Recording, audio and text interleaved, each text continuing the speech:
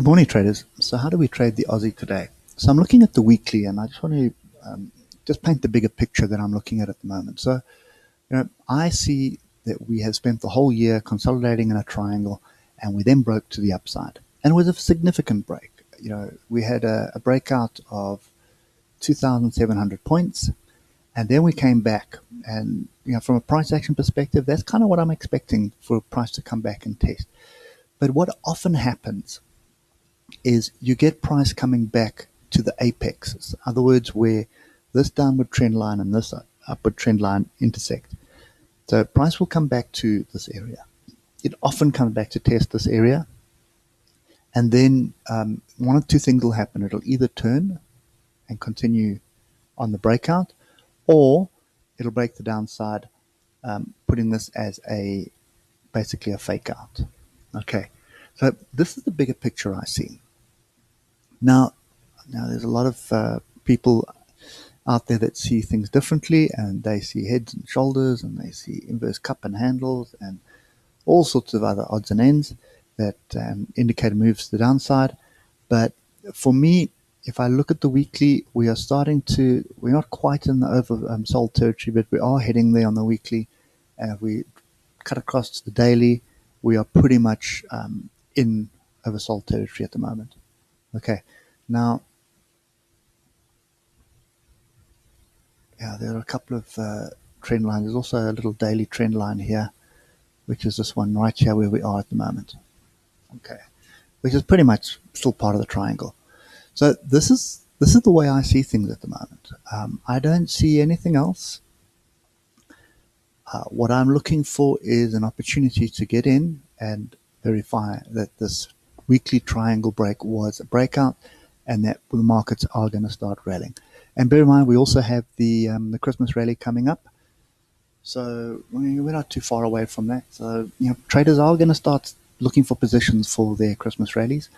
And the only thing that's really holding us back right now is the trade war scenario.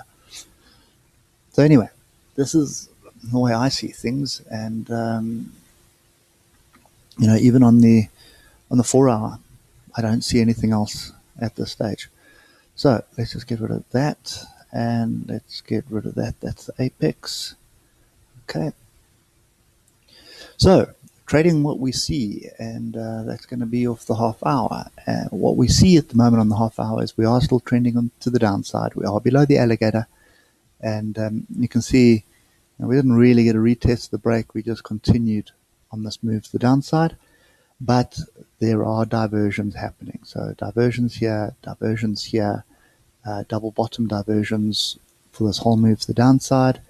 And that is normally an indication that you have a breakout potential. Okay, so we do have a channel at this stage, and I would expect us to basically do the following. So I think US markets yesterday, the tech market rallied, but the rest of the markets were really flat. Well, they did start rallying and they pulled back. But looking at the Dow, it's looking like continuation is about to happen, continuation to the upside. And I'm expecting the same from Aussie, pretty much. So what I'm looking for is possibly a small gap to the downside to open up with, and then a move to find some support. Now, the support that I'm looking for, if we take the 4 hour, you can see, that was my first level of support there. But we have closed below it. Okay, so I kind of would ignore that level. The next level I'm going to look at is this level where we closed on. Okay, if this level fails, and this is 52.64, if that level fails, looking left, I have another area here. Okay, so that would be an area, and then I have pretty much this low here. But often when you've got a low like that, it tends to target the next inside tail, which would be these two here. Okay, so what am I looking for? So I am expecting the thing to find some support here. Everything is indicating that it's very tired at the moment. And whether it's a small term bounce or whether it's going to verify that big triangle on the weekly, no, time will tell. But for me at the moment, I'm looking for some form of support on one of these three levels. Okay, so 5170 and 50,000, and the next one would be 49,800. Now, 50,000 to me seems to be the most logical one at this stage. Okay, purely because it's the round number and it's also the previous swing low. So, yeah, so that's what I'm looking for. I'm honestly looking for another move to the upside, and you can see that there are the buyers did start stepping in here, and then basically they would have got stopped at the end here. Okay, and now we need to wait and see what the next move is going to be.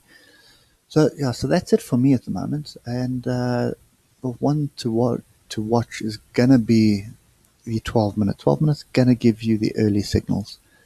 Okay, and a thing that is concerning me on the 12, well, not concerning me, that's pointing me that we're moving to the upside, is we have this divergence on the awesome oscillator forming as well. And often when this happens, you have a move like this, and then another move down, and it's a higher low while price is making lower lows. That is often the indication that there is a change about to come. Okay, and then the next thing that you need to worry about is the fractional levels. And unfortunately, the closest fractional break is going to be this one here at 50. Let's call it 5,700. So 5,700 is the area we need to watch, because that's going to give our confirmation of a move to the upside. So that is my first fractional break on the 12 minutes. So that's the area that I need to be concerned with. It is also a fractional break that will be above the alligator. So that would be fairly significant. And that's kind of what we need to watch for the confirmation for the move to the upside. Okay.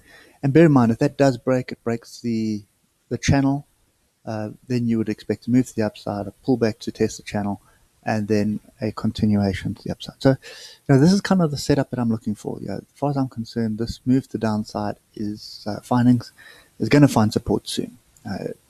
It's not going to just fly through these levels. It's going to take a lot to fly through these levels, and it doesn't matter what anybody else says. You can go back test it as much as you want, and you'll see. Whenever you've got these levels here, 80% of the time, we fail to break through the level.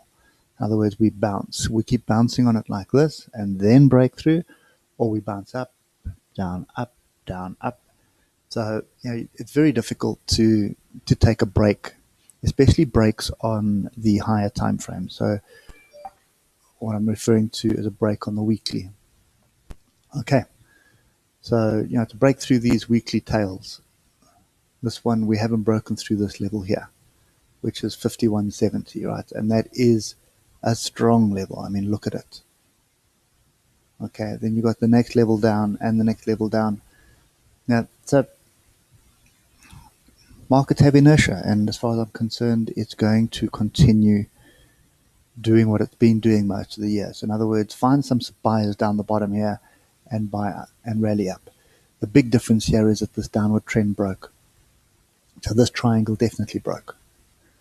Okay, so that's kind of my take on this today, and I'll be looking for a long entry down here. Not something to hold over the weekend. That's not what I do, but definitely we'll look for a 400 or 500 point trade off one of these lower levels here. Okay, so that's it for me today. I hope it helps, and enjoy your day. We'll catch up with you later. Cheers for now.